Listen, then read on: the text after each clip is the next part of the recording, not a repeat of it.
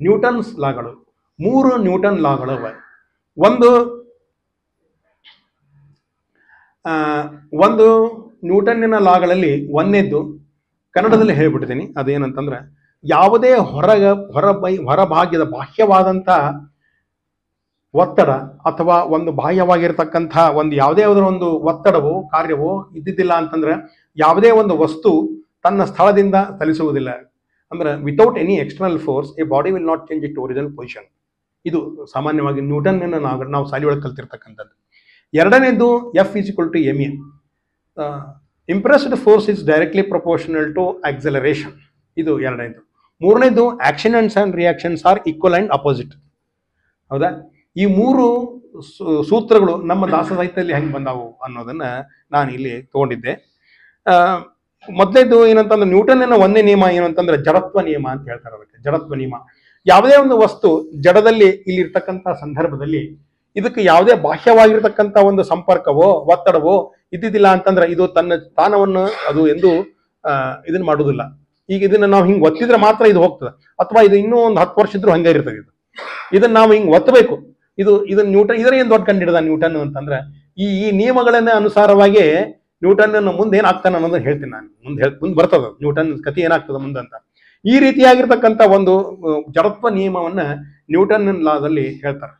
ಅಂದ್ರೆ ಯಾವುದಾದ್ರೂ ವ್ಯಕ್ತಿಗೆ ಯಾವುದಾದ್ರೂ ಒಂದು ಪ್ರಚೋದನೆ, ಯಾವುದಾದ್ರೂ ಒಂದು ಬಾಹ್ಯವಾಗಿರ್ತಕ್ಕಂಥ ಒಂದು ಕ್ರಿಯೆ ಅಥವಾ ಏನಾದ್ರೂ ಒಂದು ಕ್ರಿಯೆಗಳು ಬರಬೇಕು. ಬಂದಾಗ ಮಾತ್ರ ಆ ಒಂದು ಅಲ್ಲಿ ಚಲನೆ ಅಥವಾ ಮತ್ತೊಂದೇನೋ ಆಗ್ತದ ಅಂತ. ಹಿಂಗೆ ಒಂದು ಇದು ನ್ಯೂಟನ್ನಿನ ಒಂದನೇ ನಿಯಮ. ಇಲ್ಲಿ ಏನಾಗಿದೆ ಅಂತಂದ್ರೆ ನೋಡ್ರಿ, ಈಗ ಬಾಹ್ಯವಾಗಿರ್ತಕ್ಕಂಥ ಒತ್ತಡ ಹೇಗಿರ್ತದೆ, ಭಗವಂತ ನಮ್ಮಲ್ಲಿ ಅಂತರ್ಯಾಮಿಯಾಗಿ ನಮ್ಮಲ್ಲಿ ಅವನೇನ್ ಮಾಡ್ತಾನ ಅಂತಂದ್ರೆ ನಮಗೆ ಅವನು ಪ್ರಚೋದನೆ ಮಾಡ್ತಾನೆ. ಇದಕ್ಕೆ ಒಂದು ಉದಾಹರಣೆ ಕೊಡ್ತೀನಿ. ಭಾಗವತದಲ್ಲಿ ಧ್ರುವ ಚರಿತ್ರೆ ಬರ್ತದೆ. ಯೋಂತ ಪ್ರವಿಶ್ಯ ಮಮ ವಾಚಮಿಮಾಂ ಪ್ರಸುತ್ತಾಂ ಸಂಜೀವಯದ್ಯಖಿಲ ಶಕ್ತಿಧರ ಸ್ವಧಾಮ್ನಾಂ ಅನ್ಯಾಂಶ್ಚ ಹತ್ತ ಚರಣ ಶ್ರವಣತ್ವಗಾದೀನ್ ಪ್ರಾಣಾನ್ನಮೋ ಭಗವತೆ ಪುರುಷಾಯ ತುಭ್ಯಂ. ಧ್ರುವ ತಪಸ್ಸು ಮಾಡ್ತಾನ.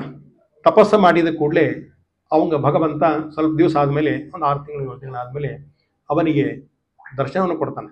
ಧ್ರುವನಿಗೆ ಏನು ಮಾತಾಡಬೇಕು ಗೊತ್ತಾಗೋದಿಲ್ಲ, ಸುಮ್ಮನೆ ನಿಂತು ಬಿಡ್ತಾನೆ ಧ್ರುವ. ನಿಂತ ಕೂಡಲೇ ಹಾಗೆ ನಾವು ಹೋಗ್ಬಿಡ್ತದೆ. ಭಗವಂತ ನಾರಾಯಣ ದೇವರು ಅವನ ಕೆನ್ನಿಗೆ ಶಂಖವನ್ನು ಸ್ಪರ್ಶ ಮಾಡ್ತಾನೆ, ಮಾತಾಡುವಂತ ಹೇಳ್ತಾನೆ. ಮಾತಾಡಿದ ಮೇಲೆ ಅವನು ಯೋಂತ ಪ್ರವಿಶ್ಯ ಮಮ ವಾಚಮಿವಾ, ನನ್ನಲ್ಲಿರ್ತಕ್ಕಂಥ ಸುಪ್ತವಾಗಿರ್ತಕ್ಕಂಥ ಎಲ್ಲ ಇಂದ್ರಿಯಗಳು ನನ್ನಲ್ಲಿ ತಟಸ್ಥಗೊಂಡ್ಬಿಟ್ಟಿದ್ವು. ಕಣ್ಣು ನೋಡ್ಲಿಕ್ಕೆ ಆದರೆ ನೀನೊಂದು ಗೊತ್ತಾಗಲ್ತು, ಮಾತಾಡ್ಲಿಕ್ಕೆ ನನಗೆ ಮುಖ ಇಲ್ಲ, ಬಾಯಿ ಇಲ್ಲ, ಎಲ್ಲ ನಿಂತು ಹೋಗ್ಬಿಟ್ಟದ. ನೀನು ಪ್ರೇರಣೆ ಮಾಡುವುದರಿಂದನೇ ನಾನು ಮಾತಾಡ್ತೀನಿ ಭಗವಂತ ಅಂತ ಸ್ತೋತ್ರವನ್ನು ಮಾಡ್ತಕ್ಕಂಥ ಧ್ರುವ ಚರಿತ್ರೆ ನ್ಯೂಟನ್ಸನ್ ಮೊದಲೇ ನಾನು. ಯಾವುದಾದ್ರೂ ಒಂದು ಎಕ್ಸ್ಟರ್ನಲ್ ಭಗವಂತ ಎನ್ನುವಂಥ ಎಕ್ಸ್ಟರ್ನಲ್ ಫೋರ್ಸ್ ಇದ್ರೆ ಮಾತ್ರ ನಾವು ಮಾತಾಡ್ತೀವಿ. ನಮ್ಮ ಇಂದ್ರಿಯಗಳು, ನಾವು ಫೋನ್ನಾಗ ಮಾತಾಡ್ತಿರ್ತೀವಿ. ಸಾಮಾನ್ಯವಾಗಿ ನಿಮಗೆಲ್ಲರಿಗೂ ಈ ಒಂದು ವಿಷಯ ಅನುಸಂಧಾನ ಆಗಿರ್ತದೆ. ಫೋನ್ನೊಳಗೆ ಯಾರ್ದೋ ಒಂದು ಕಾಲ್ ಬರ್ತದೆ, ಆ ವ್ಯಕ್ತಿ ಚಿತ್ರಣ ನಮ್ಮ ಕಣ್ಣು ಮುಂದೆ ಬರ್ತದೆ ಇಲ್ಲ, ಆ ವ್ಯಕ್ತಿಯ ಚಿತ್ರಣ ನಮ್ಮ ಕಣ್ಣು ಮುಂದೆ ಬರ್ತಿರ್ತದೆ. ಹಾಗಾದ್ರೆ ಕಣ್ಣು ನಾವೇನೋ ನೋಡ್ತಿರ್ತೀವಿ, ಎದುರಿಗೆ ಬಂದಿರ್ತಾರ, ಅವ್ರು ಮಾತಾಡ್ಸೋದಿಲ್ಲ, ಫೋನ್ನಾಗ ಇರೋ ಜೊತೆನೇ ನಾವು ಇರ್ತೀವಿ. ಯಾಕಂತಂದ್ರೆ ಭಗವಂತ ಎದುರಿಗೆ ಇದ್ರೂ ಸಹಿತ, ನಮ್ಮ ಕಣ್ಣು ಎದುರಿಗೆ ಇದ್ರೂ ಸಹಿತ ನಾವು ನೋಡುವುದಿಲ್ಲ ಅಂತಂದ್ರೆ ಅದು ಭಗವಂತನ ಪ್ರೇರಣೆ ಆಗಿರೋದಿಲ್ಲ ಅಂತ ಅರ್ಥ. ಮೊಬೈಲ್ ಪ್ರೇರಣೆ ಆಗಿರ್ತದೆ ಅಂತಂದ್ರೆ. ಹಾಗೆ ಇದು ಸಾಮಾನ್ಯವಾಗಿ ನಮಗೆಲ್ಲರಿಗೂ ಆಗಿರ್ತಕ್ಕಂಥ ವಿಷಯವೇ. ಹೀಗಾಗಿ ಯಾವುದೇ ರೀತಿ ಇರ್ತಕ್ಕಂಥ ಒಂದು ಬಾಹ್ಯವಾಗಿರ್ತಕ್ಕಂಥ ಒಂದು ಪ್ರಚೋದನೆ ಆದಾಗ ಮಾತ್ರ ನಾವು ಆಕ್ಟಿವೇಟ್ ಆಗ್ತೀವಿ, ಇಲ್ಲಾಂದ್ರೆ ನಾವು ಆಕ್ಟಿವೇಟ್ ಆಗೋದಿಲ್ಲ ಅನ್ನೋ ಮಾತು ಇಲ್ಲಿ ಸ್ಪಷ್ಟವಾಗಿ ಕಂಡು ಬರುತ್ತದೆ. ಇದು ಒಂದನೇ ನಿಯಮ. ಆಮೇಲೆ ಇದ್ರ ಜೊತೆಗೆ ಅನೇಕ ಕೃತಿಗಳ, ಇಲ್ಲಿ ಅನೇಕ ಹಾಡುಗಳನ್ನೆಲ್ಲ ತಗೊಂಡಿನಿ ನಾನು.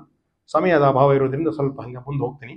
ಸೊ ಹೀಗೆ ಈ ನ್ಯೂಟನ್ನಿನ ಒಂದನೇ ನಿಯಮ, ಇದಕ್ಕೆ ನಾವು ಗಾಯತ್ರಿ ಮಂತ್ರದಲ್ಲೂ ಕೂಡ ನಾವು ಇದನ್ನು ಉಪಯೋಗಿಸಬಹುದು. ಗಾಯತ್ರಿ ಮಂತ್ರ ಓಂ ಭೂಭೋಸ್ವಃ ತತ್ಸವಿತುರ್ವರೆಣ್ಯಂ ಭರ್ಗೋ ದೇವಸ್ಯ ಧೀಮಹಿ ಧಿಯೋ ಯೋನ ಪ್ರಚೋದಯಾತ್. ಭಗವಂತ ನನ್ನ ಬುದ್ಧಿ, ನನ್ನ ಇಂದ್ರಿಯಗಳು, ಸರ್ವೇಂದ್ರಿಯಗಳು, ಕರ್ಮೇಂದ್ರಿಯಗಳು, ಜ್ಞಾನೇಂದ್ರಿಯಗಳನ್ನೆಲ್ಲವನ್ನು ನೀನು ಪ್ರಚೋದನೆ ಮಾಡಿದ್ರೆ ಮಾತ್ರ ನಾನು ಆಕ್ಟಿವೇಟ್ ಆಗ್ತೀನಿ, ಇಲ್ಲ ನೀವು ಮಾಡಲಿಲ್ಲ ಅಂದ್ರೆ ಆಕ್ಟಿವೇಟ್ ಆಗುವುದಿಲ್ಲ ನಾನು ಅನ್ನುವ ಮಾತನ್ನ ಒಂದನೇ ನಿಯಮದಲ್ಲಿ ಧ್ರುವ ಚರಿತ್ರೆಯಿಂದ ತತ್ವಜ್ಞಾನದಲ್ಲಿ ಮೂಲಕ ಈ ತಂತ್ರಜ್ಞಾನಕ್ಕೆ ಇಲ್ಲಿ ಒಂದು ಹೋಲಿಕೆಯನ್ನು ಮಾಡಿದ್ದೆ. ಎರಡನೇ ನಿಯಮ F is equal to M A. Impressed force is directly proportional to acceleration. ಅಂದರೆ ಡೈರೆಕ್ಟ್ಲಿ ಪ್ರಪೋರ್ಷನಲ್ ಟು ಅದನ್ನು ಡಿರೈವೇಷನ್ಸ್ ಮಾಡಿದಾಗ F is equal to M A ಅಂತ ಆಗ್ತದೆ. ಎಫ್ ಅಂತಂದ್ರೆ ಇಂಪ್ರೆಸ್ಡ್ ಫೋರ್ಸ್, ಎಂ ಅಂತಂದ್ರೆ ಏನಂತಂದ್ರೆ ಮಾಸ್. ಮಾಸ್ ಅಂತಂದ್ರೆ ದ್ರವ್ಯರಾಶಿ ಅಂತ ಇಟ್ಕೋಬೇಕು ಕನ್ನಡದಲ್ಲಿ. ಅಥವಾ ಆಕ್ಸಲರೇಷನ್ಸ್ ಅಂತಂದ್ರೆ ಅದು rate of change of velocity. Speed is rate of change of displacement. ಈ ಒಂದು ಪ್ಲೇಸಿಂದ ಇನ್ನೊಂದು ಪ್ಲೇಸಿಗೆ ಬಂದಿರತಕ್ಕಂಥ ಒಂದು ಅದನ್ನ ಸ್ಪೀಡ್ ಅಂತ ಕರಿತೀವಿ. ಮಾಸ್ ವೆಯ್ಟ್ ಬೇರೆ, ಮಾಸ್ ಬೇರೆ. ಮಾಸಿಗೆ ಸ್ಕೇಲಾರ್ ಒಂದು ವೆಕ್ಟರ್ ಕ್ವಾಂಟಿಟಿ ಇರ್ತದೆ, ದಿಶಾ ಮತ್ತು ಪರಿಮಾಣ ಅಂತ ಇರ್ತದೆ. ಇವೆಲ್ಲ ಸ್ವಲ್ಪ ಭಾಳ ಟೆಕ್ನಿಕಲೇ ಇದೆ. ಸೊ ದಿಶಾ ಮತ್ತು ಪರಿಮಾಣ ಅಂತಂದ್ರೆ ಸಿಂಪಲ್ ಆಗಿ ಹೇಳ್ಬಿಡ್ತೀನಿ, ಸಾಧ್ಯವಾದಷ್ಟು ಸಿಂಪಲ್ ಆಗಿ ಹೇಳ್ತೀನಿ. ಕುರ್ಚೆ ಖಾಲಿ ಆಗಿರ್ತಾವೆ ಅದಕ್ಕೋಸ್ಕರ. ಏನು ಅಂತಂದ್ರೆ ಈಗ ಸ್ಕೇಲಾರ್ ಮತ್ತು ವೆಕ್ಟರ್ ಕ್ವಾಂಟಿಟಿ ಅಂದ್ರೆ ಏನು ಅಂತಂದ್ರೆ, ಸ್ಕೇಲಾರ್ ಕ್ವಾಂಟಿಟಿ ಅಂತಂದ್ರೆ ಅದಕ್ಕೆ ದಿಶಾ ಮತ್ತು ಪರಿಮಾಣ. ಈಗ ನಾವು ಇಲ್ಲಿ ಒಂದು ಗಾಡಿ ತಗೊಂಡು ಹೊರಗೆ ಹೋಗ್ತೀನಿ ಅಂತಂದ್ರೆ, ಗಾಡಿ ತಗೊಂಡು ಎಲ್ಲಿ ಹೋಗ್ತೀಪ್ಪ? ನಾನು ಹುಬ್ಬಳ್ಳಿಗೆ ಹೋಗ್ತೀನಿ, ಹೌದಾ? ಅದು ದಿಕ್ಕು. ಇಲ್ಲಿಂದ ಈ ರೂಟಿನಿಂದ ಪಶ್ಚಿಮ ದಿಕ್ಕು, ಗದಗಿನಿಂದ ಪಶ್ಚಿಮ ದಿಕ್ಕಿಗೆ ಹೋದ್ರೆ ಹುಬ್ಬಳ್ಳಿ ಬರ್ತದೆ ಅಂತ ಅನ್ನೋ ಒಂದು ದಿಕ್ಕು. ಪರಿಮಾಣ 50 ಕಿಲೋಮೀಟರ್ಸ್ ಪರ್ ಸ್ಪೀಡ್ ಅಂತ ಅನ್ನೋ ಪರಿಮಾಣದಲ್ಲಿ ನೀವು ಹೋಗ್ಬೇಕು. ದಿಶಾ ಮತ್ತು ಪರಿಮಾಣ, ಸೊ ಈ ಎರಡೂ ಕೂಡಿದಾಗ ಮಾತ್ರ ಮಾಸ್ ಅಂತ ಆಗ್ತದೆ. ಸೊ ಹೀಗಾಗಿ ನಾವು ಯಾವ ದಿಕ್ಕಿಗೆ ಹೋಗ್ಬೇಕು ಮತ್ತು ಎಷ್ಟು ಪ್ರಮಾಣದಲ್ಲಿ ಹೋಗ್ಬೇಕು ಅನ್ನೋದನ್ನ ದಾಸರು ಹೇಳ್ಕೊಡ್ತಾರೆ. ಸೊ ಹೀಗೆ velocity is the rate of change of ಇದು velocity is the rate of change of displacement. So acceleration is a rate of change of velocity. Velocity in acceleration. ಈಗ ನಮ್ಮ ಗಾಡಿಗೆ ಅಕ್ಸಿಲರೇಟರ್ ಇರ್ತವೆ, ಹೌದಾ? ಮಾರ್ಕೆಟ್ನಲ್ಲಿ ನಾವು 20 ಕಿಲೋಮೀಟರ್ ಸ್ಪೀಡ್, ಸಣ್ಣ ಸ್ಪೀಡಲ್ಲಿ ನಾವು ಮುಂದೆ ಹೈವೇ ಬಂದ್ಬಿಡ್ತು, ಜನರಹಿತ ಜನಸಂದಣಿ ಇಲ್ಲದೆ ಇರತಕ್ಕಂಥದ್ದು ಸ್ವಲ್ಪ ಸ್ಪೀಡ್ ತಗೋತೀವಿ, ಅಕ್ಸಿಲರೇಷನ್ಸ್. ಸೊ ಈ ಅಕ್ಸಿಲರೇಷನ್ಸ್ ಅನ್ನ ಭಕ್ತಿ ಅಂತ ನಾವು ಇಟ್ಕೊಂಡಾಗ, ಎಫ್ ಅಂತಂದ್ರೆ ಭಗವಂತನ ಜ್ಞಾನ, ಭಗವಂತನ ಜ್ಞಾನ. ಮಾಸ್ ಅಂದ್ರೆ ನಮ್ಮ ಯೋಗ್ಯತಾನುಸಾರವಾಗಿ F is equal to M A. ಭಗವಂತನ ಜ್ಞಾನ ಹೆಂಗ್ ಸಿಗ್ತದೆ ನಮಗ ಅಂತಂದ್ರೆ ಅಕ್ಸಿಲರೇಷನ್ ಆಗ್ತಾ ಇವೆ. ಇವತ್ತಿನ ತಿಳ್ಕೊಂಡಿರ್ತಕ್ಕಂಥ ವಿಷಯದಿಂದ ನಾಳೆಗೆ ಮತ್ತೆ ಎಷ್ಟು ತಿಳ್ಕೊಬೇಕು, ಅಕ್ಸಿಲರೇಷನ್ ಕೊಡ್ತಾ ಹೋಗ್ಬೇಕು, ಅಕ್ಸಿಲರೇಟ್. ಸೊ ನಾಳಿಗಿಂತ ಮತ್ತೆ ನಾಳದಿಂಗಿಂತ ಮತ್ತೆ ನಾಡ್ದ. ಸೊ ಒಂದು ವರ್ಷದಲ್ಲಿ ನಾವು ಏನನ್ನ ಜ್ಞಾನವನ್ನು ಸಂಪಾದನೆ ಮಾಡಿದ್ವಿ ಅದು directly proportional to F. M ಅಂದ್ರೇನು? ಮಾಸ್.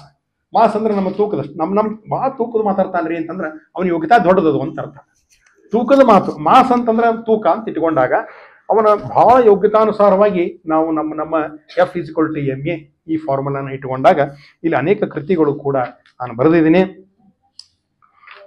ಸೊ ಕೆಲವು ಎಲ್ಲ ಸಾಕಷ್ಟು ಅನೇಕ ರೀತಿಯಾಗಿರ್ತಕ್ಕಂಥ ವಿಷಯಗಳು ಹೇಳ್ತಾರೆ, ಕೃತಿಗಳನ್ನ ಹೇಳ್ತೇನೆ. ಮೂರನೇ ನಿಯಮ, actions and reactions are equal and opposite. ಕ್ರಿಯೆ ಮತ್ತು ಪ್ರತಿಕ್ರಿಯೆಗಳು ಸಮನಾಗಿ ವಿರೋಧವಾಗಿರ್ತಾವ ಅಂತ ಹೇಳ್ತಾರೆ. ಒಂದು ಬಾಲನ್ನ ಗೋಡೆಗೆ ಒಗೆದ್ರೆ ಆ ಗೋಡೆಯಿಂದ ಅದು ಅಷ್ಟೇ ಸ್ಪೀಡಿನಲ್ಲಿ ಬರ್ತದೆ. ಇದು actions and reactions are equal and opposite. ಅದು ವಿರುದ್ಧವಾದಂಥ ಹಿಂಗೆ ಒಗೆದ್ರೆ ಅದು ಹಂಗೆ ವಾಪಸ್ ಬರ್ತದೆ. ಸೊ ಇದು ಮೂರನೇ ನಿಯಮ, ನ್ಯೂಟನ್ಸನ್ನ ಮೂರನೇ ನಿಯಮ. ಇದು ನಮ್ಗೆ ಹೆಂಗಾಗ್ತದೆ ಅಂತಂದ್ರೆ, ಒಂದು ಉದಾಹರಣೆ ಹೇಳ್ತೀನಿ. ಪುರಂದರದಾಸರು ಒಂದು ಕೃತಿಯನ್ನು ಬರೀತಾರೆ, ಎನಗೂ ಆಣೆ ರಂಗ ನಿನಗೂ ಆಣೆ ಅಂತ ಹೇಳ್ತಾರೆ. ಎನಗೂ ನಿನಗೂ ಇಬ್ಬರಿಗೂ ಭಕ್ತರಾಣೆ ಅಂತಂದು ಹೇಳ್ತಾರೆ. ಅಂದ್ರೆ ಮೂರನೇ ನಿಯಮದಲ್ಲಿ ಇನ್ನೊಂದು, ಎನಗೂ ನಿನಗೂ ಇಬ್ಬರಿಗೂ ಭಕ್ತರಾಣೆ, ಎನಗೂ ಆಣೆ ರಂಗ ನಿನಗೂ ಆಣೆ ಅಂತ ಹೇಳ್ತಾರೆ. ನಿನ್ನ ಬಿಟ್ಟು ಅನ್ಯರ ಭಜಿಸಿದರೆ ಎನಗೆ ಆಣೆ, ಇದು ಕ್ರಿಯೆ. ಬಾಲ್ ಒಗದೆ ನಾನು. ನಿನ್ನ ಬಿಟ್ಟು ಅನ್ಯರ ಭಜಿಸಿದರೆ ಎನಗೆ ಆಣೆ, ಇದು ಕ್ರಿಯೆ. ಎನ್ನ ನೀ ಕೈ ಬಿಟ್ಟು ಹೋದರೆ ನಿನಗೆ ಆಣೆ, ಇದು ಪ್ರತಿಕ್ರಿಯೆ. ನನ್ನ ಕ್ರಿಯೆ ಏನಪ್ಪಾ ಅಂದ್ರೆ ನಿನ್ನನ್ನು ನಾನು ನಂಬುತ್ತೀನಿ, ನಿನ್ನನ್ನು ಬಿಟ್ಟು ಬೇರೆ ಯಾರನ್ನೂ ಭಜಿಸುವುದಿಲ್ಲ. ಆದ್ರೆ ನೀ ಏನ್ ಮಾಡ್ಬೇಕು, ನನಗೂ ಪ್ರತಿಕ್ರಿಯೆ ಕೊಡ್ಬೇಕಲ್ಲ. ನೀ ಭಗವಂತ, ನೀನು ಮತ್ ನಾ ಎದಕ್ ಮಾಡ್ಬೇಕು? ನನ್ನ ಉದ್ಧಾರಕ್ಕೆ ನಾ ಮಾಡ್ಕೋಬೇಕಲ್ಲ. ನಿನ್ನ ಕ್ರಿಯೆ ಏನಪ್ಪಾ ಅಂತಂದ್ರೆ ನನ್ನನ್ನು ನೀನು ಕೈ ಬಿಡಬಾರ್ದು. ನಿನ್ನ ಬಿಟ್ಟು ಅನ್ಯರ ಭಜಿಸಿದರೆ ಎನಗೆ ಆಣೆ, ಎನ್ನ ನೀ ಕೈ ಬಿಟ್ಟು ಹೋದರೆ ನಿನಗೆ ಆಣೆ ಅಂತ. ತನುಮನ ಧನದಲ್ಲಿ ವಂಚಕನಾದರೆ ಎನಗೆ ಆಣೆ, ಇದು ಕ್ರಿಯೆ, ಇದು ಫಸ್ಟ್ ಆಕ್ಷನ್. ಆಮೇಲೆ ಮನಸ್ಸು ನಿನ್ನ ಮೇಲೆ ನಿಲ್ಲಿಸದಿದ್ದರೆ ನಿನಗೆ ಆಣೆ, ಇದು ಪ್ರತಿಕ್ರಿಯೆ. ಭಗವಂತ, ನಾನು ನಿನಗ ತನುಮನ ಧನದಲ್ಲಿ ವಂಚಕನಾಗುವುದಿಲ್ಲ, ನಾನು ತನುಮನ ಧನದಲ್ಲಿ ವಂಚಕನಾಗುವುದಿಲ್ಲ ಅಂತ ಇಟ್ಕೋ. ಆಗ್ತೀನಿ, ಆದರೂ ಇಟ್ಕೋ, ನೀನು ಕ್ಷಮಾಪಣ ಮಾಡು, ನೀ ಕ್ಷಮಾ ಮಾಡು ನನಗೆ. ಆದರೂ ಕೂಡ ನೀನು ಮನಸ್ಸು ನಿನ್ನಲ್ಲಿ ನಿಲ್ಲಿಸ್ಬೇಕು, ಮನಸ್ಸನ್ನು ನೀನು ನಿಲ್ಲಿಸ್ಬೇಕು, ಇದು ರಿಯಾಕ್ಷನ್. ಮನಸ್ಸು ನಿನ್ನಲ್ಲಿ ಕಾಕು ಮನಜರ ಸಂಗಮ ಮಾಡಿದರೆ ನನಗೆ ಆಣೆ. ದುಷ್ಟ ಜನರ ಸಹವಾಸವನ್ನು ನಾನು ಮಾಡಿದೆ ಅಂತಂದ್ರೆ ಅದು ನನ್ನ ತಪ್ಪು, ಅದು ನಾ ಮಾಡುವುದಿಲ್ಲ, ಅದು ಕ್ರಿಯೆ. ಅದಕ್ಕೆ ನೀನ್ ಮಾಡ್ಬೇಕು ಅಂದ್ರೆ ಲೌಕಿಕ ಬಿಡಿಸ್ಬೇಕು. ನನಗೆ ಲೌಕಿಕದೊಳಗೆ ಮುಂಜಾನೆಯಿಂದ ಸಂಜೆ ತನಕ ಟಿವಿ ಸೀರಿಯಲ್ ಮುಂದೆ ಕೂಡಿಸ್ಬೇಡ, ಬರೀ ಕೆಲಸಕ್ಕೆ ಬರಲಾರದು ಹರಟಿ ಹೊಡಿಯೋದು. ಇವು ಇಷ್ಟು ಮಂದಿ ಮತ್ತೆ ಎಲ್ಲ ಟಿವಿ ಸೀರಿಯಲ್ ಬಿಟ್ಟು ಬಂದಾರ ಅಂದ್ರೆ ದೊಡ್ಡ ಗ್ರೇಟ್ ಅದು. ಸೊ ಹೀಗಾಗಿ ಅದು ನನಗೆ ಲೌಕಿಕದೊಳಗೆ ನನಗೆ ಕೂಡಿಸ್ಬೇಡ, ಬರೀ ಕೆಲಸಕ್ಕೆ ಬರಲಾರದು ಹರಟಿ ಹೊಡಿಸ್ಬೇಡ, ಕೆಲಸಕ್ಕೆ ಬರಲಾರದು ಇದನ್ನ ಮಾಡಿಸ್ಬೇಕು. ಇದು ನಿನ್ ಜವಾಬ್ದಾರಿ. ಇದು ಪ್ರತಿಕ್ರಿಯೆ, ಕ್ರಿಯೆ ಮತ್ತು ಹರಿ ನಿನ್ನ ಆಶ್ರಯ ಮುಗಿಸ್ಬಿಡ್ತೀನಿ. ಹರಿ ನಿನ್ನ ಆಶ್ರಯ ಮಾಡದಿದ್ದರೆ ನನಗೆ ಆಣೆ. ಹರಿ ನಿನ್ನನ್ನು ಭಗವಂತ ನಿನ್ನನ್ನು ಗಟ್ಟಿಯಾಗಿ ನಾನು ನಂಬುತ್ತೀನಿ, ಅದು ನನ್ನ ಜವಾಬ್ದಾರಿ, ನಾನು ಮಾಡ್ತೀನಿ ನಾನು. ಆದ್ರೆ ನೀನೇನ್ ಮಾಡ್ಬೇಕು ಅಂದ್ರೆ ನೀನು ಒಲಿಯಬೇಕು. ಪುರಂದರ ವಿಠಲ ನೀನು ಒಲಿಯದಿದ್ದರೆ ಅದು ನಿನ್ನಾಣೆ. ಹೀಗೆ ಆಕ್ಷನ್ಸ್ ಅಂಡ್ ರಿಯಾಕ್ಷನ್ಸ್ ಇಲ್ಲೇ ನಮಗೆ ಸಿಕ್ಬಿಡ್ತಾವೆ. ಹೀಗೆ ಅನೇಕ ರೀತಿಯಾಗಿರ್ತಕ್ಕಂಥ ಮಾತನ್ನು ಅನ್ಯಥಾ ಶರಣಂ ನಾಸ್ತಿ ನಾವೆಲ್ಲ ಅಂತೀವಿ ಸಂಧ್ಯಾ ವಂದನೆ ಮಾಡ್ಬೇಕಾದ್ರೆ ಬೇರೆ ಬೇರೆ ಕಾರ್ಯಗಳಲ್ಲಿ. ಅನ್ಯಥಾ ಶರಣಂ ನಾಸ್ತಿ ತ್ವಮೇವ ಶರಣಂ ಮಮ. ತಸ್ಮಾತ್ ಅನ್ನೋ ಶಬ್ದ ಬಹಳ ಮುಖ್ಯ ಅಲ್ಲಿ. ತಸ್ಮಾತ್ ಕಾರುಣ್ಯ ಭಾವೇನ ರಕ್ಷ ರಕ್ಷ ಜನಾರ್ದನ. ಇದು ಅನ್ಯಥಾ ಶರಣಂ ನಾಸ್ತಿ ತ್ವಮೇ, ನೀನು ನಿನ್ನ ಅನ್ಯ ಯಾರಲ್ಲೂ ನಾನು ಹೋಗೋದಿಲ್ಲ, ನಿನ್ನನ್ನೇ ಹಿಡಿತೀನಿ, ನಿನ್ನ ನಾಮ ಉಚ್ಚರಿಸಿ ನಿನ್ನಿಂದ ಉಪಜೀವಿಸಿ ಅಂತ ಗೋಪಾಲದಾಸರು ಹೇಳ್ತಾರೆ. ಅದು ಬರ್ದಿದ್ದೀನಿ ಕೃತಿಯಲ್ಲಿ. ನಿನ್ನನ್ನು ಗಟ್ಟಿ ಹಿಡ್ಕೋತೀನಿ ನಾನು. ಇದು ಕ್ರಿಯೆ. ನೀನೇನ್ ಮಾಡ್ಬೇಕು ಅಂತ ತಸ್ಮಾತ್ ಆ ಕಾರಣದಿಂದನೇ ಕಾರುಣ್ಯ ಭಾವನೆ ರಕ್ಷ ರಕ್ಷ ಜನಾರ್ದನ.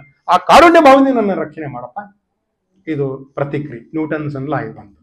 ಸೊ ಹೀಗೆ ಇದು ಇಷ್ಟು ರೀತಿಯಾಗಿರ್ತಕ್ಕಂಥ ಇನ್ನು ನೋಡ್ರಿ, ಇನ್ನೊಂದು ಮಾತು ಹೇಳ್ಬಿಡ್ತೀನಿ. ಕ್ಷೇತ್ರ ದಾನವ ಮಾಡಿದವಗೆ ಏಕಛತ್ರ ರಾಜ್ಯವೇ ದಾಕ್ಷಿ. ಯಾರಾದರೂ ಭೂವಿದಾನವನ್ನ ಮಾಡಿದ್ರೆ ಮುಂದಿನ ಜನ್ಮದಲ್ಲಿ ರಾಜರಾಗ್ತಾರಂತ. ಆಮೇಲೆ ಪಾತ್ರವನ್ನರಿತು ದಾನ ಮಾಡಿದರಿಗೆ, ಪಾತ್ರವನ್ನರಿತು ಯೋಗ್ಯತಾ ಇರತಕ್ಕಂಥ ಪಾತ್ರಧಾರಿಗೆ ಮಾತ್ರ ಪಾತ್ರವನ್ನು ಹೊಂದಿರತಕ್ಕಂಥವನಿಗೆ ದಾನವನ್ನು ಕೊಡಬೇಕು. ಕಂಡ್ಕೊಂಡವ್ರಿಗೆ ದಾನ ಕೊಡಬಾರದು, ಅದು ಇಲ್ಲ ನಾವು ವ್ಯರ್ಥವಾಗಿ ಹೋಗ್ಬಿಡ್ತದೆ. ಆಮೇಲೆ ಅಂಥವ್ರಿಗೆ ದಾನ ಮಾಡಿದವಂಗೆ ಅವನ ಮಕ್ಕಳಾಗ್ತಾವ, ಪುತ್ರರೇ ಸಾಕ್ಷಿ, ಮಕ್ಕಳು ಹುಡ್ತಾವಂತ ಮುಂದಿನ ಜನ್ಮ ಅಥವಾ ಆ ಜನ್ಮದಲ್ಲಿ ಹುಡ್ತಾವ. ಪರಿಪರಿಯಿಂದಲೇ ಏನಪ್ಪ ಅಂದ್ರೆ ಪರಿಪರಿಯಿಂದ ತಾನು ಪರರಿಗೊಂದಿಕ್ಕದ ನರರಿಗೆ ಒಂದು ಚೂರು ಅನ್ನವನ್ನ ಕೊಡದೆ, ಒಂದು ವಾಟಗ ನೀರು ಕೊಡದೆ ಇರ್ತಕ್ಕಂಥವನಿಗೆ ಗುಲ್ಮ ರೋಗ ಬರ್ತದೆ, ಕುಷ್ಠರೋಗ ಆದಿಗಳೆಲ್ಲ ಬರ್ತಾವಂತ ಈ ಕಾರಣದಿಂದ. ಆಮೇಲೆ ಹೀಗೆ ಭಕ್ತಿ ಇಲ್ಲದ ಅಧಮರಿಗೆ, ಭಕ್ತಿಯೇ ಇಲ್ಲದೆ ಇರ್ತಕ್ಕಂಥ ಡಂಬಾಚಾರದಿಂದ ಮಾಡ್ತಕ್ಕಂಥವ್ರಿಗೆ ಕತ್ತಲ ಮನೆಯೇ ಸಾಕ್ಷಿ, ಅವನ ಮೇಲೆ ಲೈಟ ಬರೋದಿಲ್ಲ ಅಂತ. ಸೊ ಹೀಗೆ ಪುರಂದರದಾಸ ಅನೇಕ ರೀತಿಯಾಗಿರೋ ಉದಾಹರಣೆಯನ್ನು ಕೊಟ್ಟಾರಿಲ್ಲ. ಸೊ ಹೀಗೆ actions and reactions are equal and opposite ಅನ್ನೋ ಮಾತನ್ನ ಇಲ್ಲಿ ಹೇಳ್ತಾರೆ. ಹೀಗೆ ಇದು ಇಷ್ಟು ಮುಗೀತು. ಇಷ್ಟು ಮುಗಿದುಕೊಳ್ಳಿ ಮುಂದೆ ಐನ್ಸ್ಟೀನ್ ಬರ್ತಾನೆ. ಯಾರ ನಂತರ? ನ್ಯೂಟನ್ ನಂತರ ಐನ್ಸ್ಟೀನ್ ಬರ್ತಾನೆ. ಐನ್ಸ್ಟೀನ್ E=mc² ಫಾರ್ಮುಲಾ ಕಂಡಿಡ್ತಾನೆ. ಅದು ಮತ್ತೆ ಬಹಳಷ್ಟು ವಿವರಣೆ ಇದೆ, ಅದು ಮತ್ತೆ ಇನ್ನೊಂದ್ಸತಿ ಯಾವಾಗ ನೋಡೋಣಂತೆ. ಆ ಐನ್ಸ್ಟೀನ್ ಏನ್ ಮಾಡ್ತಾನೆ ಅಂತಂದ್ರೆ ಈ ಎಲ್ಲಾ 3 ಫಾರ್ಮುಲಾಗಳನ್ನ ತನ್ನ ಇದ್ರೊಳಗೆ ಹಾಕಿಕೊಂಡು ಇನ್ನಷ್ಟು ಹೆಚ್ಚು ಆ ಬೆಳಕಿನ ಕಿರಣದ ವೇಗಗಳಲ್ಲಿ ನಡೀತಿರ್ತಕ್ಕಂಥ ಸಂಯೋಜನೆ ಮತ್ತು ಸಂಯೋಗ ಮತ್ತು ಅದರಿಂದ ಬರ್ತಕ್ಕಂಥ ಪರಿಣಾಮಗಳನ್ನೆಲ್ಲಾನು ಐನ್ಸ್ಟೀನ್ ಮುಂದೆ ಅದನ್ನು ಡೆವಲಪ್ ಮಾಡಿದಾಗ ಅಮೆರಿಕದವರು ಮತ್ತು ಇಂಗ್ಲೆಂಡ್ನವರು ಅವನನ್ನ ಹೆಚ್ಚು ಕಡಿಮೆ ಖರೀದಿ ಮಾಡ್ದಂಗೆ ಮಾಡ್ಬಿಡ್ತಾನೆ. ಐನ್ಸ್ಟೀನ್ ತನ್ನ ಬಯೋಗ್ರಫಿ ಹೇಳ್ಯಾನ, ಸುಮಾರು ಒಂದು 15 ದಿವಸ ಕೂತು ಓದಿನ ಅದನ್ನು, ಆ ಐನ್ಸ್ಟೀನಿಂದು. ಅದ್ರೊಳಗೆ ಏನಪ್ಪಾ ಅಂತಂದ್ರೆ ಅವನನ್ನ ಹೆಚ್ಚು ಕಡಿಮೆ ಖರೀದಿ ಮಾಡ್ದಂಗೆ ಮಾಡ್ಬಿಡ್ತಾರೆ. ಯಾವಾಗ 1945ನೇ ಇಸ್ವಿನಲ್ಲಿ ಜಪಾನದಲ್ಲಿ ಏನು ಬಾಂಬ್ಗಳನ್ನು ಹಾಕಿದ್ರು, ಐನ್ಸ್ಟೀನ್ ಬಹಳ ಬೇಜಾರು ಮಾಡ್ಕೊಂಡ್ಬಿಡ್ತಾನೆ. ನನ್ನ ಫಾರ್ಮುಲಾ ಹಿಂಗೆಲ್ಲ ಯೂಸ್ ಆಗ್ಲಿಕ್ಕತ್ತದಲ್ಲಪ್ಪ ಅಂತ. ಪರಮಾಣು ವಿಸ್ಫೋಟ ಮಾಡಿ ಅನೇಕ ಜನರ ನಾಶವಾಯಿತು, ಶಾಂತಿಗೋಸ್ಕರವಾಗಿ ನಾನು ಈ ಫಾರ್ಮುಲಾ ಕಂಡು ಹಿಡಿದೀನಿ ಹೊರತನು ಯುದ್ಧ ಕ್ರಾಂತಿಗೋಸ್ಕರ ಅಲ್ಲ ಅಂತ ಹೇಳಿ ಐನ್ಸ್ಟೀನ್ ಇದು ಮಾಡ್ತಾನೆ. ಅಂದ್ರೆ ನ್ಯೂಟನ್ ಐನ್ಸ್ಟೀನ್ ಬರೋ ತನಕ ಅಷ್ಟೇ ಪ್ರಸ್ತುತನಾಗಿರ್ತಾನೆ. ಐನ್ಸ್ಟೀನ್ ಬಂದ ಕೂಡಲೇ ನ್ಯೂಟನ್ ಫಾರ್ಮುಲಾಗಳನ್ನು ಹೆಚ್ಚು ಕಡಿಮೆ ಶಾಲೆಯೊಳಗೆ ಅಷ್ಟೇ ಓದ್ತೀವಿ ಮಾಡ್ತೀವಿ ಅಷ್ಟೇ ಖರೆ. ಆದ್ರೆ ಇದರಲ್ಲಿ ಏನು ಪರಮಾಣು ಸ್ಫೋಟ ಆಗಿರ್ತಕ್ಕಂಥ ಬಾಂಬುಗಳು ತಯಾರು ಮಾಡೋದ್ರಲ್ಲಿ, ಆಮೇಲೆ ಅನೇಕ ರೀತಿಯಾಗಿರ್ತ ಯುದ್ಧ ವಿಮಾನಗಳನ್ನು ತಯಾರು ಮಾಡೋದ್ರಲ್ಲಿ ನ್ಯೂಟನ್ಗಿಂತ ಐನ್ಸ್ಟೀನ್ ಹೆಚ್ಚು ಪ್ರಸ್ತುತನಾಗ್ತಾನ. ಆದ್ರೆ ನಮ್ಮ ಆಚಾರ್ಯರ ಸಿದ್ಧಾಂತ ಯಾವತ್ತು ಅಲ್ಲಿ ಶ್ರೀಮದ್ ಆಚಾರ್ಯರು ಭಾಷೆಯನ್ನ ಬರೆದರು, ಅದರ ತಕ್ಕಂಥ ಸರ್ವಮೂಲ ಗ್ರಂಥಾದಿಗಳನ್ನು ಬರೆದರು. ಪ್ರಾಚೀನರು ಮಾಡಿರ್ತಕ್ಕಂಥ ಕೃತಿಗಳು ಗ್ರಂಥಗಳು ಇವತ್ತಿಗೂ ಕೂಡ ತತು ನನು ಇಂಥ ಸಣ್ಣ ಒಂದು ಕಾಮಾ, ಇನ್ವರ್ಟೆಡ್ ಕಾಮಾ, ಇವುಗಳನ್ನು ಯಾರಿಂದಲೂ ಬದಲಾಯಿಸಕ್ಕೆ ಸಾಧ್ಯ ಇಲ್ಲ. ಐನ್ಸ್ಟೀನ್ ನ್ಯೂಟನ್ ಬದಲಾಯಿಸಿದ ತಂತ್ರಜ್ಞಾನದಲ್ಲಿ, ತತ್ವಜ್ಞಾನದಲ್ಲಿ ಕೂಡ. ಇನ್ನು ರಾಯರು ಒಂದು ಮಾತು ಹೇಳ್ತಾರೆ, ಏನು ಅಂತಂದ್ರೆ ನನಗೆ ಟೀಕಾಕೃತ್ಪಾದರ ವಾಕ್ಯಗಳಲ್ಲಿ ಅನೇಕ ಹೊಸ ವಿಚಾರಗಳು ಒಳ್ಳಿರ್ತಾವು. ನಾವು ಬರ್ಕೋತ್ ಕೂತ್ರ ಗ್ರಂಥವು ಭಾರ ಆಗೋಗ್ಬಿಡ್ತದೆ ಅಂತ ಹೇಳ್ತಾರೆ. ಅದು ಇನ್ನಷ್ಟು ಹೆಚ್ಚು ಡೆವಲಪ್ಮೆಂಟ್ ಮಾಡಿದ್ರೆ ಹೊರತನು ನೀವು ಮಾಡಿದ ತಪ್ಪು ಹಿಂಗೆ ಸರಿಪಡಿಸುವಂತ ಹೇಳಲೇ ಇಲ್ಲ. ಇದು ನಮ್ಮ ತತ್ವಜ್ಞಾನದ ಒಂದು ವೈಶಿಷ್ಟ್ಯ. ಈ ರೀತಿಯಾಗಿರ್ತಕ್ಕಂಥ ತತ್ವಜ್ಞಾನ ಎಂದೆಂದಿಗೂ ಬದಲಾಗುವುದಿಲ್ಲ. ನಿಂತ ನೀರಲ್ಲ. ದಾಸ ಸಾಹಿತ್ಯವಾಗಲಿ, ತತ್ವಶಾಸ್ತ್ರವಾಗಲಿ, ಸನಾತನ ವೈದಿಕ ಧರ್ಮ ಪರಂಪರೆಗಳಲ್ಲಿ ಬಂದಿರತಕ್ಕಂಥ ರೀತಿ ನೀತಿ ನಿಯಮಗಳು ಸಂಪ್ರದಾಯಗಳು ಅವು ಏನಪ್ಪಾ ಅಂದ್ರೆ ಕಾಲ ಕಾಲಕ್ಕೆ ಸ್ವಲ್ಪ ಹೆಚ್ಚು ಕಡಿಮೆ ಮಾಡ್ಕೊತ ಹೋಗಿರಬಹುದು, ಖರೆ ಅದರ ಬದಲಾಗಲಿಕ್ಕೆ ಸಾಧ್ಯನೇ ಇಲ್ಲ. ಅದು ತಂತ್ರಜ್ಞಾನ ಬದಲಾಗಿದೆ, ನಮ್ಮ ಕಣ್ಣಿಗೆ ಕಾಣಿಸ್ತದೆ ಈ ತಂತ್ರಜ್ಞಾನ. ಮೊಬೈಲ್ ಕೀಪ್ಯಾಡ್ ಇರ್ತದೆ ಮೊದಲು, ಈಗ ಮೊಬೈಲ್ ಒಳಗೆ ಈ ಅಡಿಗೆ ಮಾಡೋದೊಂದು ಬಾಣಂತನ ಮಾಡೋದೊಂದು ಬಿಟ್ಟರೆ ಮೊಬೈಲ್ಗೆ ಎಲ್ಲ ಮಾಡ್ಬೋದು ಇವತ್ತು. ಅಷ್ಟು ಮೊಬೈಲ್ ಒಳಗೆ ಎಲ್ಲ ರೊಕ್ಕನೂ ಅಲ್ಲೇ ಕೊಡೋದು, ರೊಕ್ಕನೂ ಅಲ್ಲೇ ತಗೊಳ್ಳೋದು, ಪಗಾರ ಸಹಿತ ಅಲ್ಲಿ ವರ್ಕ್ ಫ್ರಮ್ ಹೋಮ್. ಎಲ್ಲರೂ ವರ್ಕ್ ಫಾರ್ ಹೋಮ್ ಯಾರು ಇಲ್ಲ, ಎಲ್ಲರೂ ವರ್ಕ್ ಫ್ರಮ್ ಹೋಮ್. ಹೀಗಾಗಿ ತಂತ್ರಜ್ಞಾನ ಬದಲಾವಣೆ ಹಾಕೋದು ಹೊರತುನು ಆದರೆ ಮಾತ್ರ ತತ್ವಜ್ಞಾನ ಎಂದು ಬದಲಾಗುವುದಿಲ್ಲ. ತತ್ವಜ್ಞಾನ ಏನು ದೊಡ್ಡ ಹಿರಿಯ ಮನುಷ್ಯರು, ಆಚಾರ್ಯ ತ್ರಯರು ಮತ್ತು ಜೊತೆಗೆ ಬಂದಿರತಕ್ಕಂಥ ಪ್ರಾಚೀನ ಪಂಡಿತರು ಏನು ಇದ್ದಾರೆ, ಅವ್ರು ಹಾಕಿಕೊಟ್ಟಿರ್ತಕ್ಕಂಥ ಆ ಸಂಪ್ರದಾಯ, ಆ ಒಂದು ನೀತಿ ನಿಯಮಗಳು ಎಂದೆಂದೂ ಬದಲಾಗಿಲ್ಲ ಅನ್ನೋದನ್ನ ಇಲ್ಲಿ ಕನ್ಕ್ಲೂಷನ್ ಮಾಡಿ ನಾನು ಹೇಳ್ತೀನಿ. ಸೊ ಹೀಗೆ ಈ ರೀತಿಯಾಗಿರ್ತಕ್ಕಂಥ ಇನ್ನೊಂದು ವಿಷಯ, ಸಮಯ ಅದನ್ನ ಒಂದು 5 ನಿಮಿಷ, ಇನ್ನೊಂದು ಸಣ್ಣ ವಿಷಯ, ಪೋಸ್ಟ್ ಆಫೀಸ್ ಬಗ್ಗೆ ಒಂದು ಸ್ವಲ್ಪ ತಂತ್ರಜ್ಞಾನ. ಅಂದ್ರೆ ಆಗಿನ ಕಾಲದೊಳಗೆ ಏನಾಗ್ತಿತ್ತು ಅಂತಂದ್ರೆ, ಪಾರಿವಾಳಗಳಿಗೆ ಪತ್ರವನ್ನ ಕಟ್ಟಿ ಹಾರಿಸ್ಬಿಟ್ಬಿಡ್ತಿದ್ರು. ಪಾರಿವಾಳಗಳು ಹೋಗಿ ಅವ್ರಿಗೆ ಯಾರಿಗೆ ಮುಟ್ಟಿಸ್ಬೇಕು ಮುಟ್ಟಿಸ್ತಿತ್ತು. ಇದನ್ನ ನಾವು ಕಾಳಿದಾಸನ ಮೇಘ ಸಂದೇಶದಲ್ಲೂ ಕೇಳಿವಿ. ಕಾಳಿದಾಸ ಮೇಘಗಳಿಗೆ ಸಂದೇಶವನ್ನು ಕೊಡ್ತಾನೆ. ನೀನು ಅವನಿಗೇನಾಗೋ, ಅವ ದೊಡ್ಡ ಗಂಧರ್ವ, ಅವನಿಗೆ ಶಾಪ ಕೊಟ್ಬಿಡ್ತಾರೆ. ಅವ ಹೊಸದಾಗಿ ಲಗ್ನಾಗಿರ್ತಾನೆ. ಅವೇನೋ ರಾಜನಿಗೆ ಏನೋ ಸ್ವಲ್ಪ ತಪ್ಪು ಕೆಲಸ ಮಾಡಿಬಿಟ್ಟಿರ್ತಾನೆ. ಆ ರಾಜ ಏನ್ ಮಾಡ್ತಾನೆ, ನೀನು ಸ್ವಲ್ಪ ದಿವಸದಿಂದ ನಿನ್ನ ಹೆಂಡತಿನ ಬಿಟ್ಟು ಇರು. ಇವತ್ತಿನ ಕಾಲಕ್ಕೆ ನಾವು ಅದನ್ನ ಶಿಕ್ಷೆ ಅನ್ಸಂಗಿಲ್ಲ, ನಮಗದು ಇದನ್ನಿಸ್ತ. ಆಗಿನ ಕಾಲಕ್ಕೆ ಶಿಕ್ಷೆ ಇತ್ತು, ಮನೆಗೆ ಹೋದ್ರೆ ಸಾಕು, ಅದನ್ನ ತೊಗೊಂಬರ್ರಿ ಇದನ್ನ ತಗೊಂಬರ್ರಿ. ಹಿಂಗಾಗಿ ನಮ್ಗೆ ಅಂತ ಯಕ್ಷ ನಾವು ಅಲ್ಲ, ರಾಜನೂ ಇದ್ದಿದ್ದಿಲ್ಲ. ನಿನ್ನ ಹೆಂಡತಿನ ಬಿಟ್ಟು ಒಂದು 6 ತಿಂಗಳು ಇರಪ್ಪ ಅಂದ್ರೆ ಎಲ್ಲ ಕೊಂಡ್ಕೋತ ಹೋಗ್ತಿದ್ದೀನಿ ನಾನು. ಆಗೇನಾಗ ಹೋಗ್ಬಿಟ್ಟಿತ್ತು ಅಂತಂದ್ರೆ, ಅವ ಹೋಗಿ ಅಲ್ಲಿ ಇರ್ತಾನೆ. ಅಲ್ಲಿ ಶ್ರಾವಣ ಮಾಸ, ತುಳು ಮೋಡಗಳೆಲ್ಲ ಬಂದಿರ್ತಾವ. ಆ ಮೋಡಗಳಿಗೆ ಸಂದೇಶವನ್ನು ಕೊಡ್ತಾನೆ. ನಮ್ಮ ಅಲಕಾನಗರಕ್ಕೆ ಹೋಗಪ್ಪ, ಅಲ್ಲಿ ಹೋಗು, 2nd cross, 3rd main, 5th main, Chidambarashrama ಮಗ್ಲಕ್ಕೆ ಬೆಟಗೇರಿ ಮನಿ ಅದ, ಅಲ್ಲಿನ ಮನಿ ಅದ, ಈಗ ಮೇಘ ಸಂದೇಶವನ್ನು ಕೊಡು ಅಂತ ಆ ರೀತಿಯಾಗಿರ್ತಕ್ಕಂಥ ಕಾಳಿದಾಸ ಸಂದೇಶವನ್ನು ಕೊಟ್ಟಿರ್ತಕ್ಕಂಥ ಮೇಘ ಸಂದೇಶದಲ್ಲಿ. ಆಮೇಲೆ ಅದಾದ್ಮೇಲೆ ಮುಂದೆ ಏನಾಯ್ತು, ಪಾರಿವಾಳಗಳನ್ನ ಹಾರಿಬಿಡ್ಲಿಕ್ಕತ್ತರು.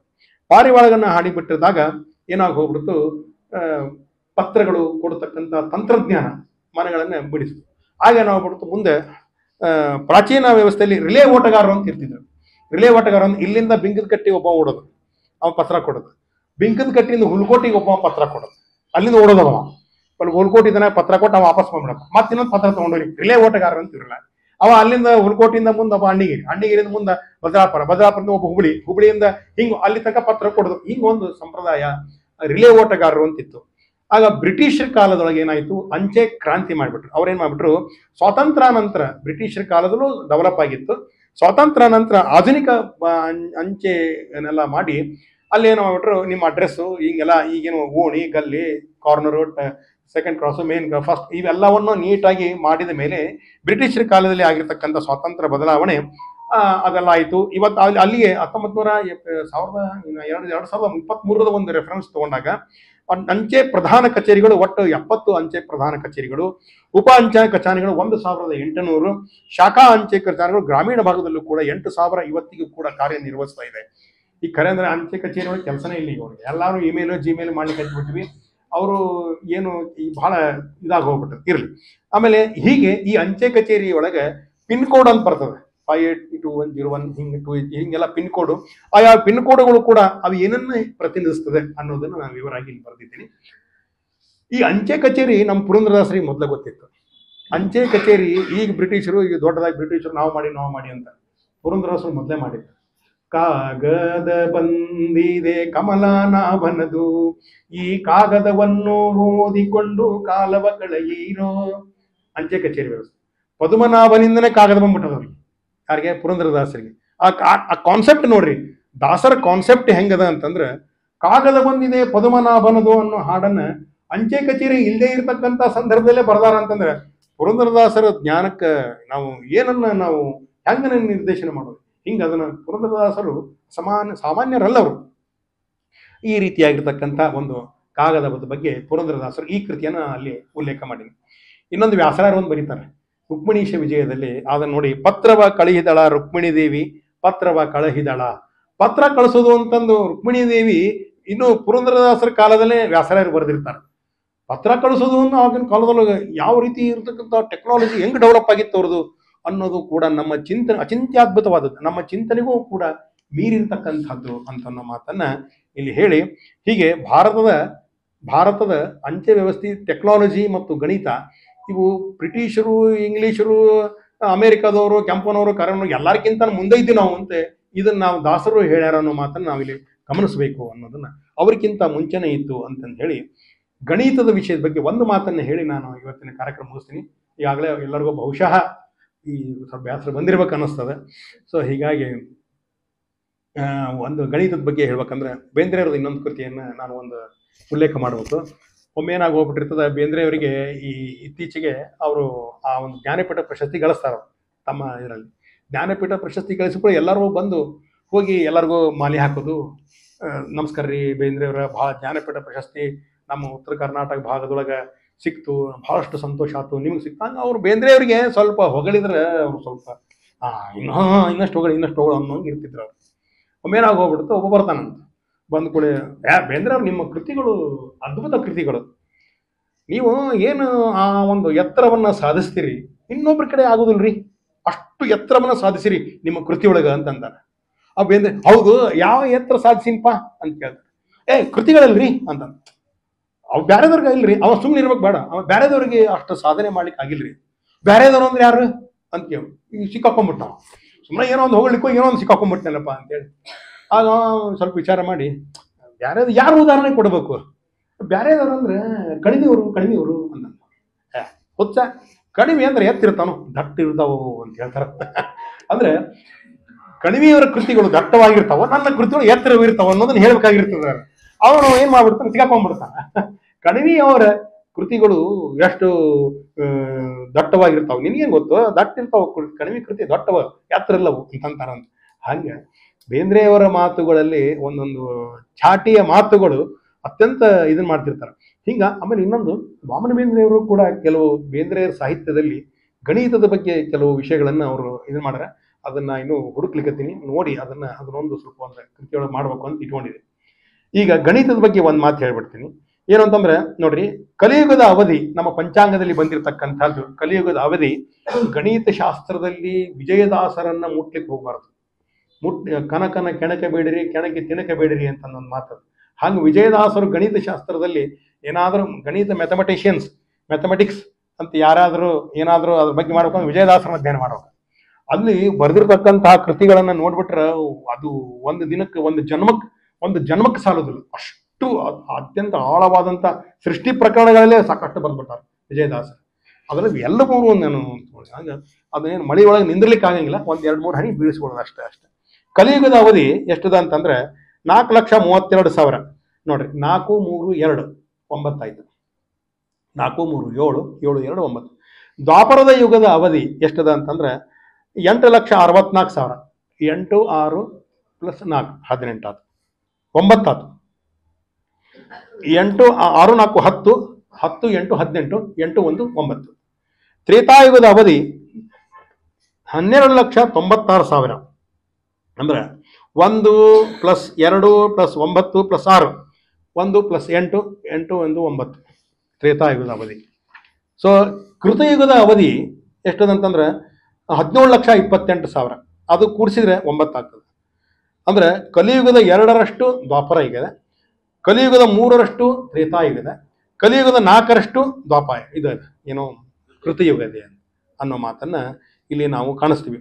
ಆಮೇಲೆ ಇವೆಲ್ಲವನ್ನೂ ಕೂಡ ಈ ಸರಿಯಾಗಿ ರೀತಿಯಿಂದ ನೋಡಿದಾಗ ಪ್ರತಿಯೊಂದೂ ಕೂಡ 9ಕ್ಕೆ ಅದು ಸೀಮಿತವಾಗಿ ಬರ್ತಾ ಇದೆ ಅನ್ನೋದನ್ನ ಇಲ್ಲಿ ನಾವು ಗಮನಿಸಬೇಕು. ಇನ್ನು ಒಂದು ಮಾತನ್ನ ಹೇಳಿ ಮುಗಿಸ್ಬಿಡ್ತೀನಿ. ಅಂಬಾಬಾಯಿ, ಗಲಗಲಿ ಅಂಬಾಬಾಯಿ ಅವರು ಅಂತ ಒಬ್ಬರು ಹರಿದಾಸಿ, ಹಿರಿಯ ದಾಸಿ ಅವರು ಅಂಬಾಬಾಯಿ ಅಂತ ಅವರು ಒಂದು ಮಾತನ್ನು ಬರೀತಾರೆ. 2 ಮಾರ್ಗಗಳಿಹವು, 2 ಕರ್ಮಗಳಿಂದ 2 ರೂಪಗಳನ್ನು ಒಂದಾಗಿ ಭಾವಿಸುತ್ತಾ 2 ಜೀವ ತಿಳಿಸು, 2 ಫಲ ಅನುಭವಿಸು, 2 ಹರಿಗರ್ಪಿಸಿತು, 2 ವಿಧ ಕರ್ತನೆಂದು, 70 ಸಹಸ್ರ ನಾಡಿಗಳಲ್ಲಿ 2 ರೂಪಗಳಿಂದ ಹೊರೆವ. 2 ಮಾರ್ಗಗಳು ಅಂದ್ರೆ ಉಚಿತವಾದ ಮಾರ್ಗ, ಅನುಚಿತವಾದ ಮಾರ್ಗ. 2 ಕರ್ಮಗಳು ಅಂತಂದ್ರೆ ಪಾಪ ಮತ್ತು ಪುಣ್ಯ. 2 ರೂಪಗಳು ಅಂತಂದ್ರೆ ಬಾಹ್ಯವಾದದ್ದು, ಅಂತರಂಗವಾದದ್ದು.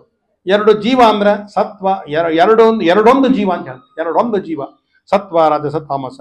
ಮತ್ತು ಎರಡು ಫಲ ಅಂದ್ರೆ ಸುಖ ಫಲ ಮತ್ತು ದುಃಖವೆಂಬುವಂಥ ಫಲ.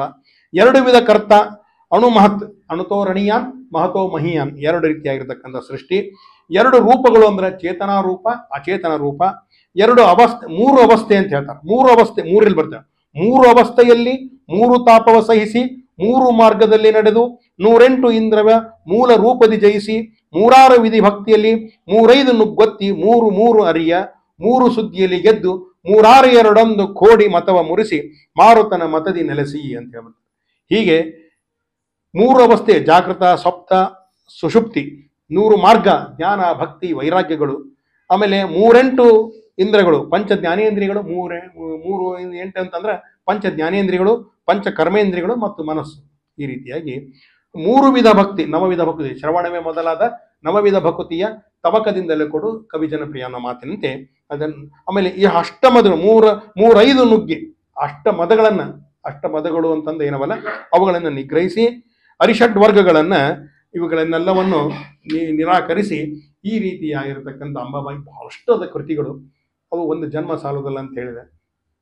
ಇಷ್ಟೆಲ್ಲ ದಾಸ ಸಾಹಿತ್ಯದಲ್ಲಿ ತಂತ್ರಜ್ಞಾನ ನನಗೆ ತಿಳಿದ ಮಟ್ಟಿಗೆ ಅತ್ಯಂತ ಇರುವತಕ್ಕಂಥ ಅವಕಾಶ ಹೆಚ್ಚು ತಗೊಂಡಿನಿ ನನಗೆ ದತ್ತಪ್ರಸನ್ನ ಪಾಟೀಲ್ ಅವರು ಕ್ಷಮಿಸಬೇಕು, ಸಮಯವನ್ನು ಹೆಚ್ಚು ತಗೊಂಡಿನಿ.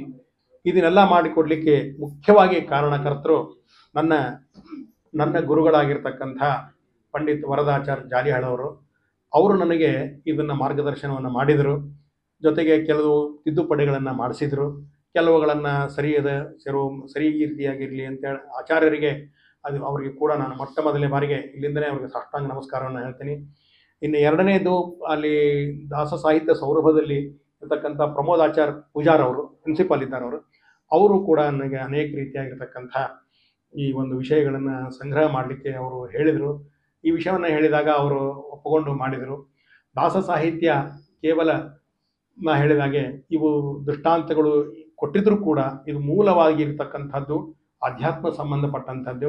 ಭಗವಂತ ಸರ್ವೋತ್ತಮ, ವಾಯು ಜೀವೋತ್ತಮ, ಮತ್ತು ನಾವೆಲ್ಲ ತತ್ವಾಭಿಮಾನಿ ದೇವತೆಗಳು ಕೂಡ ಅವನ ಪರಿವಾರದವರು. ಭಗವಂತ ನಮ್ಮನ್ನು ಏನಪ್ಪ ಅಂತಂದರೆ ಈ ನಿಟ್ಟಿನಲ್ಲಿ ಉಪಾಸನೆಯನ್ನು ಮಾಡಿಸಿ ನಮಗೆ ಸದ್ಗತಿಯನ್ನು ಕೊಡಬೇಕು ಅನ್ನೋದು ಒಂದೇ ಒಂದು ಕಾರಣ. ಆ ಒಂದು ಭಕ್ತಿ, ಆ ಒಂದು ಜ್ಞಾನ, ಆ ಒಂದು ವೈರಾಗ್ಯ, ಇವುಗಳೇ ನಮ್ಮ ಉಪಾಸನೆಗೆ ಸಾಧನೀಭೂತವಾಗಿರ್ತಕ್ಕಂಥದ್ದು. ಇವುಗಳಿಂದಲೇ ನಾವು ಉದ್ಧಾರ ಆಗೋದು ಹೊರತನು ದೃಷ್ಟಾಂತಗಳನ್ನು ಇಟ್ಕೊಂಡು ಕೂಡೋದು ಅವಶ್ಯಕತೆ ಇಲ್ಲ. ಆ ದೃಷ್ಟಾಂತಗಳ ಮೂಲಕ ಭಗವಂತನನ್ನು ನಾವು ಕಾಣಬೇಕು ಅನ್ನೋದನ್ನು ಇಷ್ಟು ಹೇಳಿ, ಆಮೇಲೆ ಪರಮ ಪೂಜ್ಯರಾಗಿರ್ತಕ್ಕಂಥ ಸತ್ಯಾತ್ಮ ಶ್ರೀಪಾದಂಗಳವರ ಅವರ ಒಂದು ಆದೇಶದಂತೆ ಅವರ ಒಂದು ಪ್ರತಿಷ್ಠಾಪಿಸಿದಂತಹ ಈ ಒಂದು ಸೌರಭ ದಾಸ ವಿಶ್ವವಿದ್ಯಾಲಯದ ಒಂದು ಇದು ಜಗತ್ತಿನಾದ್ಯಂತ ಎಲ್ಲರೂ ಇವತ್ತು ಜಗತ್ತಿನಾದ್ಯಂತ ನಡೀತಾ ಇದೆ. ಎಲ್ಲ ಕಡೆ ಬೇರೆ ಬೇರೆ ದೇಶದಲ್ಲೂ ಕೂಡ ಆನ್ಲೈನ್ದೊಳಗೆ ಪರೀಕ್ಷೆ ಕಟ್ತಾ ಇದ್ದಾರೆ. ನನ್ನ ಸಾಧನೆ ಏನು ದೊಡ್ಡದಲ್ಲ, ಅದು ಹೇಳಿದು ಮಾಡಿದೆ, ಗುರುಗಳು ಇದ್ರು, ಹೇಳಿದರು, ಬರದೆ ತೋರಿಸಿದೆ, ಮಂತ್ರಾಕ್ಷತೆ ಕೊಟ್ಟರು, ಪ್ರಮಾಣ ಪತ್ರ ಕೊಟ್ಟರು, ಅಷ್ಟೇ ಹೊರತುನು ನನ್ನ ಸಾಧನೆ ಅತ್ಯಂತ ಅಲ್ಪ. ನಾನು ಏನೂ ಮಾಡಿಲ್ಲ, ಸಾಧನೆಯನ್ನು ಮಾಡಿಲ್ಲ. ನನ್ನ ಸಾಧನೆ ಮಾಡಿಸಿದ್ದಂದ್ರೆ ಆರಾಧ್ಯ ದೈವ ನನ್ನ ನಂಬಿ, ನಾನು ಅವರನ್ನು ನಂಬಿ ಆರಾಧ್ಯ ದೈವವಾಗಿರ್ತಕ್ಕಂಥ ನಮ್ಮ ರಾಯರು ಕೂಡ ಇವುಗಳನ್ನೆಲ್ಲವನ್ನು ಭರಿಸಿ ನನ್ನ ಕಡೆಯಿಂದ ಮಾಡಿಸಿದ್ದಾರೆ. ಇದನ್ನು ನಾನು ಮಾಡೀನಿ ಅಂತ ಹೆಮ್ಮೆಯಿಂದ ಹೇಳ್ಕೊಳ್ಳಿಕ್ಕೆ ಹೋಗೋದಿಲ್ಲ. ಯಾಕಂತಂದ್ರೆ ನಾನು ಇನ್ನೂ ಮಾಡೋ ಸಾಧನೆ ಇನ್ನು ಮೇಲೆ ಆರಂಭ ಆಗ್ತದೆ, ಇನ್ನು ಮೇಲೆ ಆರಂಭ ಮಾಡಬೇಕು ಅಂತ ನಾನು ಹಿಂಗೆ ತಿಳ್ಕೊಂಡಿದ್ದೀನಿ. ಇಷ್ಟೆಲ್ಲ ಹೇಳಿ ಮತ್ತು ಇವತ್ತಿನ ಈ ಕಾರ್ಯಕ್ರಮವನ್ನು ಆಯೋಜಿಸಿದವರು ನಮ್ಮ ರವೀಂದ್ರ ಜೋಶಿಯವರು, ದತ್ತಪ್ರಸನ್ನ ಪಾಟೀಲ್ ಅವರು ಮತ್ತು ನಮ್ಮ ರಾಜ್ ಪುರೋಹಿತ್ ಅವರು. ಇವರು ಏನಪ್ಪ ಅಂತಂದ್ರೆ ಆರಾಧ್ಯ ದಿವಸ ಅಲ್ಲಿ ಬಂದಿದ್ದರು ನಮ್ಮ ಮಠಕ್ಕೆ. ನಮ್ಮದು ಕಾರ್ಯಕ್ರಮ ನಡೀತಾ ಇತ್ತು, ಸಂಗೀತ ರೂಪಕ್ಕೆ ನಡೀತಾ ಇತ್ತು ಆರಾಧ್ಯ ದಿವಸ. ಹಿಂಗೀಗ ಕಾರ್ಯಕ್ರಮಕ್ಕೆ ಬರ್ರಿ ಅಂತ ನಾನು ಹೆದರಿಬಿಟ್ಟೆ. 24ನೇ ತಾರೀಕಿನ ದಿವಸ ಎಲ್ಲರೂ ತಪ್ಪಿಸ್ಕೊಂಡು ಹೋಗ್ಬೇಕಂತ ಮಾಡಿದ್ದೆ. ಏನೋ ಒಂದು ರೆಮ ಹೇಳಿ ಹುಬ್ಬಳ್ಳಿಗೋ ಧಾರವಾಡಕ್ಕೋ ಎಲ್ಲರೂ ಹೋಗ್ಬೇಕಂತ ಮಾಡಿದ್ದೆ. ಆದ್ರೆ ದತ್ತಪ್ರಸನ್ನ ಅವರ ಕ್ಲಚ್ನಿಂದ ತಪ್ಪಿಸ್ಕೊಳ್ಳೋದು ಭಾಳ ಕಷ್ಟ. ದತ್ತಪ್ರಸನ್ನ ಅವ್ರ ಕ್ಲಚ್ ಅಂದ್ರೆ ಹಿಡಿತ ಅಷ್ಟು ಬಿಗಿ ಇರ್ತದೆ. ಅವರು ಹಿಡ್ಕೊಂಡು ಬಂದು ಇಲ್ಲಿ ನನ್ನನ್ನು ಕೂರಿಸಿ ಗಿಣಿ ಪಾಠದಂತೆ ನಾನು ಇದನ್ನು ಒಪ್ಪಿಸಿದ್ದೀನಿ. ಇದರಲ್ಲಿ ಲೋಪದೋಷಗಳು ಅನೇಕವ, ಸಾಕಷ್ಟು ಲೋಪದೋಷಗಳವ. ಎಲ್ಲ ಲೋಪದೋಷಗಳು ನನ್ವು. ಅದಕ್ಕೆ ಯಾರನ್ನೂ ನಾವು ಸತ್ಯಾತ್ಮ ಶ್ರೀಪಾದಂಗಳವರಾಗಲಿ, ವರದಾಚಾರ್ಯರಾಗಲಿ, ಇವರಾಗಲಿ ಅವ್ರನ್ನ ಯಾರನ್ನೂ ದೋಷ ಮಾಡೋದಿಲ್ಲ. ಅವು ದೋಷಗಳು ನನ್ವು, ಆ ಎಲ್ಲ ದೋಷಗಳು ನನ್ವು. ಏನಾದರೂ ಕಿಂಚಿತ್ ಗ್ರಾಹ್ಯವಾಗಿರ್ತಕ್ಕಂಥ ವಿಷಯ ಇದೆ ಅಂತಂದರೆ ಅದು ಅವರಿಗೆಲ್ಲ ನಮ್ಮ ಗುರುಗಳಿಗೆ ಸಂಬಂಧಪಟ್ಟದಂತ ಹೇಳಿ, ಮತ್ತು ಜೊತೆಗೆ ನಮ್ಮ ರಂಗಭೂಮಿ ಕಲಾವಿದರಾಗಿರ್ತಕ್ಕಂಥ ಎಲ್ಲರೂ ಹಿರಿಯರು ಯಾರ್ಯಾರು ಬಂದಿರಿ, ಮತ್ತು ರಾಘವೇಂದ್ರ ಕಲಾ ಬಳಗದವರು, ನಮ್ಮ ಬೇಂದ್ರೆಯವರಾಗಿರ್ಬೋದು, ವಿಭೂತಿಯವರಾಗಿರ್ಬೋದು, ನಮ್ಮ ದತ್ತಪ್ರಸನ್ನ ಪಾಟೀಲ್ ಅವರು, ಮೌನೇಶ್ ಬಡಿಗೇರವರು, ಆಮೇಲೆ ಸಂಜೀವ್ ಹೊಂಬಾಳೆಯವರು ಕೂಡ ನಮ್ಮ ಸ್ನೇಹಿತರು, ಭಾಳ ಹಳೆಯ ಸ್ನೇಹಿತರು. ಮತ್ತು ಶ್ರೀಕಾಂತ್ ಜೋಶಿ ಮತ್ತು ಅವ್ರ ದಂಪತಿಗಳು, ಮತ್ತು ಬಂದಿರತಕ್ಕಂಥ ನಮ್ಮ ಪ್ರತಿಭಾ ಮೇಡಮ್ ಅವರು, ಮತ್ತು ಉಳಿದಂಥ ಎಲ್ಲ ಸದ್ಗೃಹಸ್ಥರು, ನಮ್ಮ ಕಿರೀಟಗಿರಿಯವರು, ಹಿರಿಯರು ಮುಖಂಡರು, ಶ್ರೀನಿವಾಸ್ ಅವರು ಬಂದಿರತಕ್ಕಂಥ, ಮತ್ತು ಅವರು ಕುಲಕರ್ಣಿಯವರು, ಅವರು ಎಲ್ಲರೂ ಮತ್ತು ನಮ್ಮ ವೈದ್ಯರು ಬಂದಿದ್ದಾರೆ. ಅವರು ಕೂಡ ಎಲ್ಲರಿಗೂ ಕೂಡ ಬಂದಿರತಕ್ಕಂಥ ಹಿರಿಯರಿಗೆಲ್ಲರಿಗೂ ಕೂಡ ನಾನು ನಮಸ್ಕರಿಸಿ ಮಾಡಿರ್ತಕ್ಕಂಥ ಇದು ಒಂದು ಉಪನ್ಯಾಸದ ಭಗವಂತನಿಗೆ ಸಮರ್ಪಿಸಿ ಕೃತಾರ್ಥರಾಗೋಣ. ಹರೇ ನಮಃ. ಶ್ರೀಕೃಷ್ಣಾರ್ಪಣಮಸ್ತು.